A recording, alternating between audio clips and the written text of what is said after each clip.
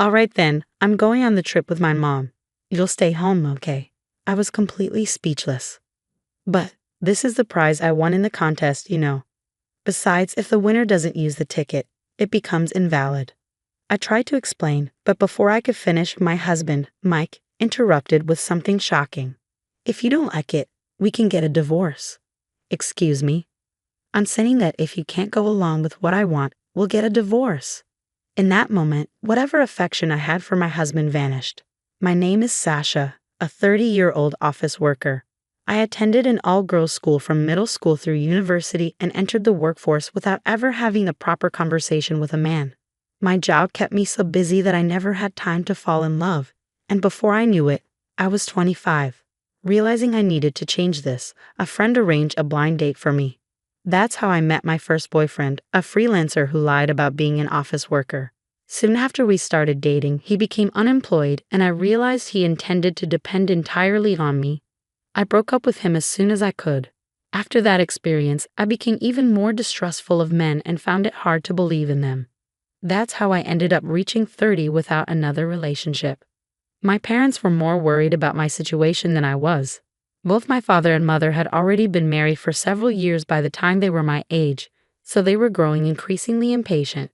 While getting married in your 30s is common nowadays, back then, 25 was considered the latest acceptable age to tie the knot. Concerned about my lack of a boyfriend or partner, my father started bringing me several arranged marriage proposals, insisting that if I couldn't find someone on my own, he would help me.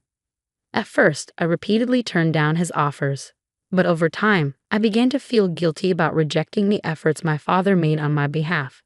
I could sense how much both of my parents, especially as their only daughter, wished for my happiness.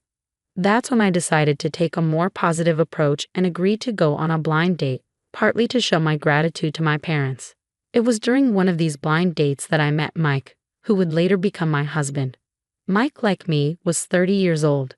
He had attended an all-boys school his entire life and, like me, had never had much experience with relationships. What stood out to me about Mike was his deep sense of responsibility toward his parents. He took great care of them, visiting their home regularly, planning trips for them, and even joining them on these vacations. He seemed to have a kind personality and a stable job at a reputable company. I carefully examined Mike's business card, making sure everything was legitimate. I was especially cautious this time, having learned from my previous relationship. Despite my caution and thorough checking, nothing seemed off about Mike. I convinced myself he was trustworthy, and we continued dating. Mike took the lead in our relationship, understanding my shyness, and always treated me with great care. As time went on, I found myself increasingly drawn to him. After 2 years of dating, Mike proposed, and we got married. When my parents heard the news, they were overwhelmed with joy, shedding tears of happiness. I felt fortunate not only to have met a good man, but also to have brought such happiness to my parents. After our wedding, we went on our honeymoon and began our life together as a married couple. Since we both worked, we shared the household chores. Cooking wasn't Mike's strong suit, so I handled that while he took care of the laundry and cleaning. We had a balanced relationship and supported each other, enjoying what I believed was a happy married life. However, everything changed just 1 year into our marriage. It all began when my father-in-law passed away after a battle with illness. After his father's death, Mike became increasingly attentive to his mother, Bianca, who was now alone. On his days off, he would visit Bianca at her house, and the two of them would sometimes go out together without me. Sometimes, Mike would stop by Bianca's house after work and have dinner with her, leaving me to eat alone. On occasion, he even went on trips with just her. I remember one morning seeing him leave the house with a travel bag, and I naively asked if he was heading out on a business trip. To my surprise, he casually replied, "No, I'm traveling with my mother to New York." I was shocked. First, I couldn't believe he planned a trip without informing me. Even more baffling was that he seemed content to keep it a secret unless I asked. I couldn't understand how he could care so much for his mother while completely disregarding his wife's feelings. It wasn't that he ignored me entirely, but this behavior felt like more than just being family-oriented. It was as if he was overly attached to his mother. Despite my growing concerns, Mike showed no intention of changing his attitude or lifestyle. In fact, I don't think Mike even realizes how wrong his behavior is. Despite my concerns, I decided to compromise and stick it out, accepting that this was just how he was. If we divorced after only 1 year of marriage, it would devastate my parents. Besides, I thought if we had a child, maybe Mike's attitude would change. Divorce isn't something to take lightly, so I spent my days trying to make the best of things. To distract myself, I decided to take up a hobby. I recently became hooked on entering contests and winning prizes. It was surprisingly fun. I started entering various contests, winning items like cosmetics and food, and writing reviews. Then, one day, I won something much bigger, a pair of airline tickets to Guam.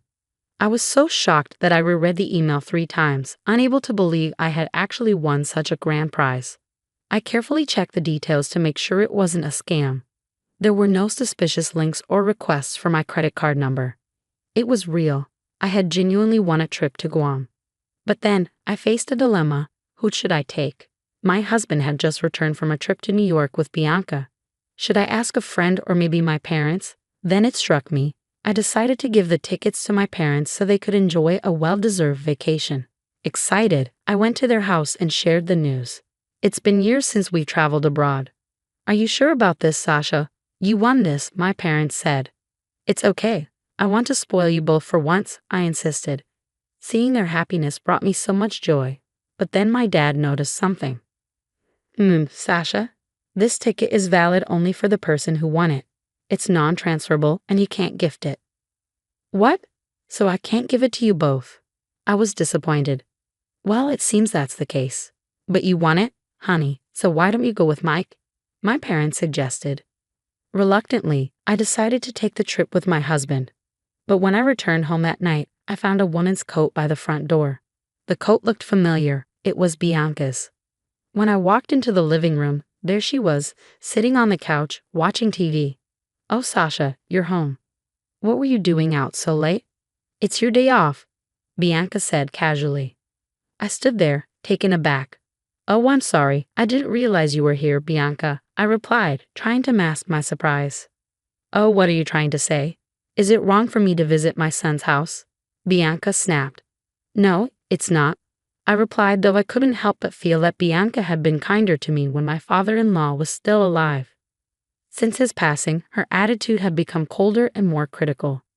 Bianca's eyes then landed on the bag I was carrying. What's this? What did you buy? She asked.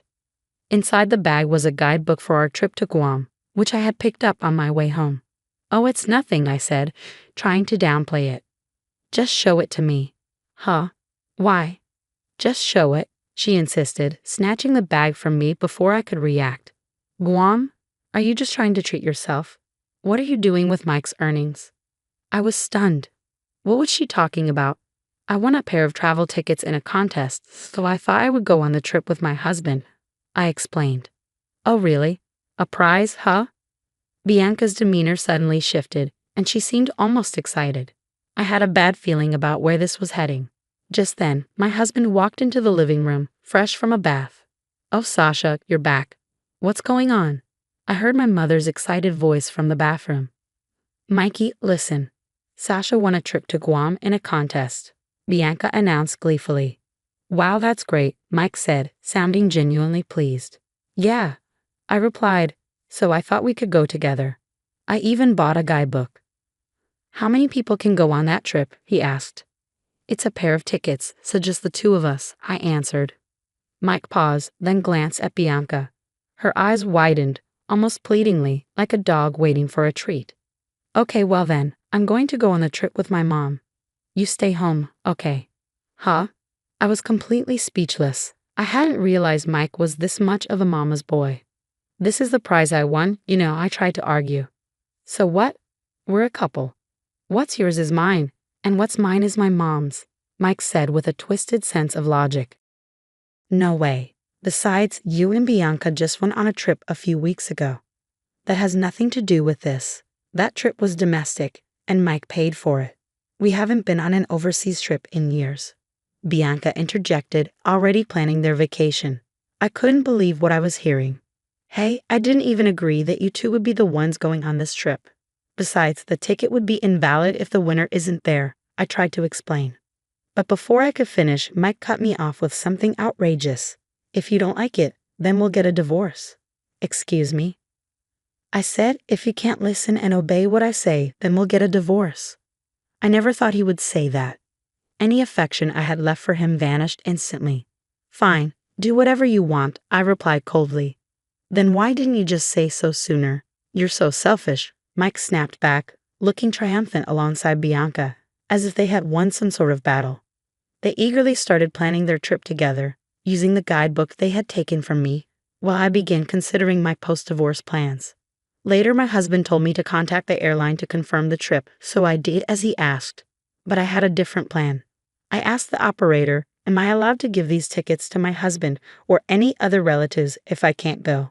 The operator replied, sorry, but the tickets are non-transferable, even to family members or relatives. That makes sense, I said. In that case, I'd like to decline the airline tickets I won in the contest. After hanging up, I turned to my husband and said, the tickets are void. We're not going anywhere. I handed the tickets to my husband and said, here are the tickets. Please make sure to check the terms and conditions. He scoffed, dismissing my words. I don't need to read any terms and conditions, he said, leaving the tickets on the shelf without a second glance. It probably never even crossed his mind that those tickets might be invalid. Afterward, I confided in my parents. I asked for their help because I planned to move out of the house on the very day Mike and Bianca were supposed to leave for their trip. My father was stunned when he heard what had happened. I never imagined Mike was this kind of person, he said, clearly shaken. My father had been the one who suggested the arranged marriage with Mike, so he felt responsible. It's not your fault, Dad, I reassured him. He only started showing his true colors recently. Don't blame yourself. I tried to calm him down, not wanting him to carry any guilt. The day of the trip finally arrived. Mike was in high spirits, eagerly preparing to leave. I, too, was looking forward to seeing how he and Bianca would react at the airport. Well, I'm off then. Take care of the house while I'm gone, Mike said, grinning widely. Yeah, have fun, I replied with an equally big smile, which seemed to catch him off guard.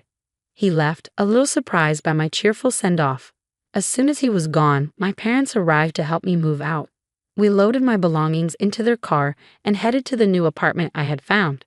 It was close to my office, and I had secured it as soon as I decided I'd had enough of my marriage.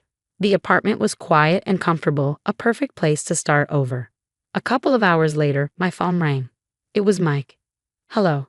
Hey, what's going on? They're saying our airline tickets are invalid. Yes, that's right, I replied calmly. If the winner doesn't accompany the trip, the tickets are invalid. What? You never told me that. I did. I told you to check the terms and conditions. It's all written there. You've got to be kidding me. I didn't read that. Well, that's your fault for not reading it, I said, my voice steady. It's like someone getting sued and claiming they didn't know the law. But what am I supposed to do now? I already booked a hotel in Guam. Like I said, it's none of my business anymore. You and Bianca can sort it out. I hung up the phone, feeling a sense of finality. 10 minutes later, Mike called again. What now? I asked, already exasperated. Why can't I pay with your card? My card? What do you mean? I asked, confusion creeping in. The card you're using as a sub, he said, his voice tinged with panic. I quickly checked my drawers and realized that my secondary credit card was missing. You took my card without asking. I was only borrowing it for a little while, he stammered. But the airline staff said I can't use it. Are you serious? If you're not the owner of the card, you can't use it. But on the internet. Internet? What are you even talking about? I was growing more frustrated by the second. Mike suddenly went silent, then muttered, oh, well, no, before hanging up. I stared at the phone, disbelief washing over me. No way. I immediately checked my credit card statement and found a list of charges I had no recollection of making. Then it hit me. My husband had been buying a lot of clothes and other things recently. He must have used my card without my permission. Furious, I canceled the card and took a screenshot of the statement history, determined to confront him later. A few days after his 3-day, 2-night trip to Guam, my husband called. What's going on? He demanded. All your stuff is gone, and you left divorce papers on the table. What the hell are you thinking? I'm thinking exactly what you think, I replied calmly. I can't live with a mama's boy who prioritizes his mother over his wife. and a thief who uses my credit card without permission. What? If you won't sign the divorce papers, we'll end up in court, I added. Court? Are you crazy? If people at work find out, then I'll request the divorce through my lawyer, I said, cutting him off. So you'd better cooperate quietly. Realizing he had no way out, my husband reluctantly agreed to the divorce on the condition that there would be no division of property and that he would repay all the credit card charges he had made without my consent. But my plan for justice didn't end there. I didn't have to spread the word about what happened. The news traveled fast enough on its own. My ex-husband soon called me, panicked. This isn't what we agreed on, he shouted. Everyone at work knows what happened. They're all calling me a mama's boy and a thief. I can't even show my face at the office anymore. Oh, what a shame, I replied, feigning sympathy. But I didn't say a word. Did you forget how many people were involved in setting up our marriage? The connection that had arranged our marriage was through my father, a general manager at his company, and my ex-husband's boss, a department head. They were great friends, and our blind date was arranged because my ex-husband's boss thought highly of him. But when the boss found out how my ex-husband had treated me, he was furious. As a result, my ex-husband was removed from the fast track in his career and became a pariah at work. Bianca didn't escape unscathed either. Word of her behavior spread through the neighborhood, and now everyone avoids her. She's become a recluse, trapped by her own actions. As for me, I threw myself into my work and earned a promotion, along with a raise. To celebrate, I took my parents on a long-awaited trip to Italy, where we made wonderful memories together. Although this experience was tough, I've learned a lot from it. I'm ready to find a better man and start a new chapter in my life. It's hard to believe my ex-husband turned out to be not just a mama's boy, but also a thief. There's nothing more anyone can do for him. I'm glad my family and I were able to bond and enjoy our trip to Italy. I'm confident that, with my family's support, I'll find someone truly deserving of my love. Thank you for reading until the end. Please subscribe to our channel, and we hope to see you in our next video.